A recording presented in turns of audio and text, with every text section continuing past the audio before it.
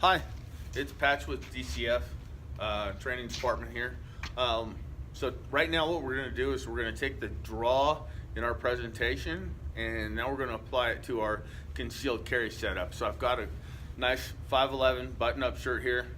These shirts are great because if you should need them and they are buttoned up, they tear away, you won't tear your buttons on your shirt, okay? So I'm going to start open like this, and what I'm going to do is I'm going to go through my draw sequence and the things that I'm concerned with, okay? The first off, I'm still going to go with step 1, 2, 3, and 4. I'm going to come back 1, 2, retention, remember, sliding my hand up underneath. 3, marry my hands up. And then 4, and breaking the round. So thumbs up, 4, just like that. A common mistake people make when they go to draw is they won't bring this shirt back far enough, and what happens is they get their shirt tucked in, their pistol, their garment tucked in, they can't get their trigger finger and it won't work. So, ways around this that we're going to talk about. One is I'm going to clear my garment way beyond my pistol. I'm going to clear it, drive forward, come up, present, and bang. Okay? So, that's one, coming way behind it. Another way that people often use in competition to try to get away with it is they will starch this shirt. They will put maybe a rod inside this shirt. They will put maybe wear a vest or jacket that they can have something like a flashlight, a pocket knife, a Leatherman, something to weight this so that as this is weighted and I pull it to the side, it's going to come out and stay out of my way when I go to retrieve this pistol, okay? So, those are things to think about while we're doing this, okay?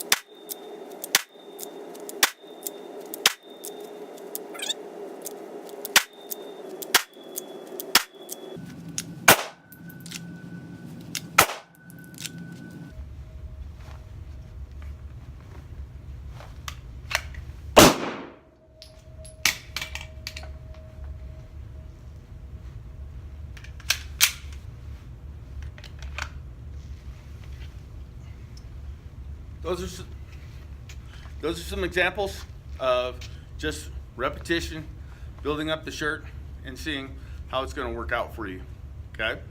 Now let's go to the apex carry.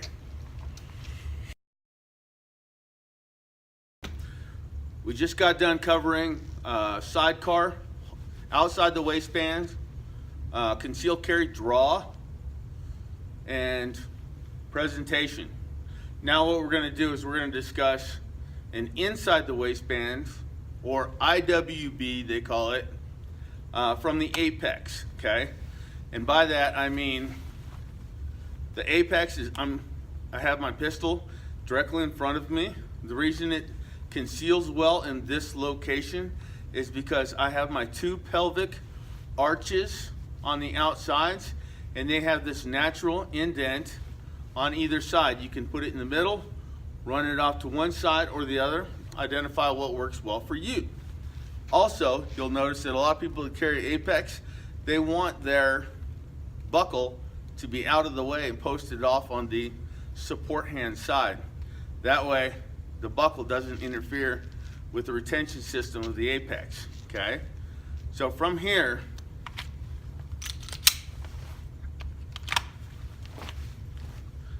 just like with the shirt getting in the way, what I want to do is, I have already, for legal reasons, decided to draw, press, shoot in the defense of myself or my loved ones before I ever lift this shirt.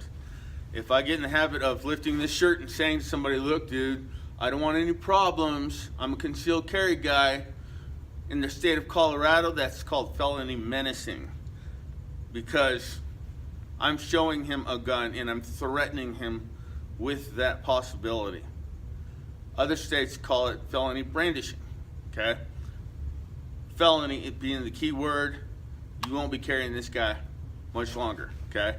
So, I'm apex carrying, I don't have anything on my sides, and I'm simply going to identify the need, and then I'm going to come up. I'm coming up as high as I possibly can. Now, if my shirt is inhibiting me in the back, that's fine. That's something I want to plan for, okay? But if I have my druthers, let's say I pull my shirt up or something like this, if I have my druthers, I'm going to come up as high as I can. And the reason my hand is here is it's also in that location I want it to be ready to receive. This hand is going to come up. Once again, step one. Step two, this hand is coming up ready to receive. I marry them up. Step three. And now both my thumbs are in the air, my fingers index on the outside. I'm railing all four forward and breaking that round right when I get to position 4, okay? So this is another drill you can dry fire at home. So, having said that, I want to up, draw, present.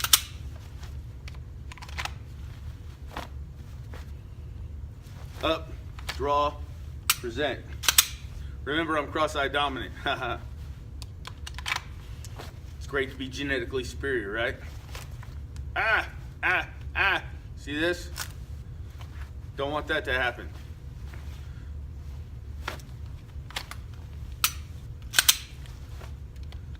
My primary concern is making sure that this is well clear of my holster, so that it doesn't get in the way and I don't inadvertently grab my grip when I don't have time to think in terms of complex motor skills, cognitive thought.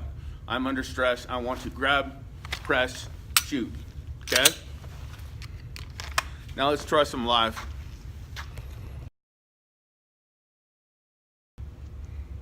Okay, so now I'm going to go through the practical application of my process, and I'm going to build in repetition.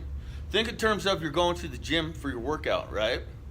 So you come in, you have clearly defined end state, clearly defined goals. I'm here, I'm going to press X amount of repetitions. When I'm done with that, I'm simply going to pack up my stuff, I'm going to leave the range. I will have that sense of accomplishment, but I'm not going to simply stay here and stand around trying to pretend I have a sense of purpose when I'm finished. So I've got my drill work, I've set it all out. Now I'm simply going to start practicing my movement.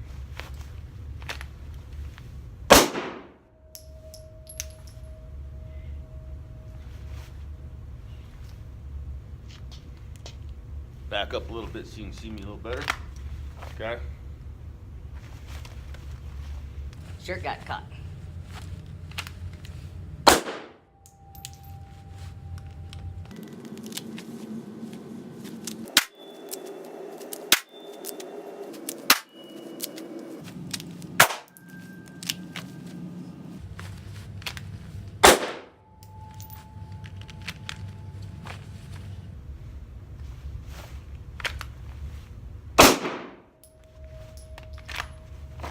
The goal is also to be able to get that comfortable where I can restow this pistol without taking my eyes off that threat.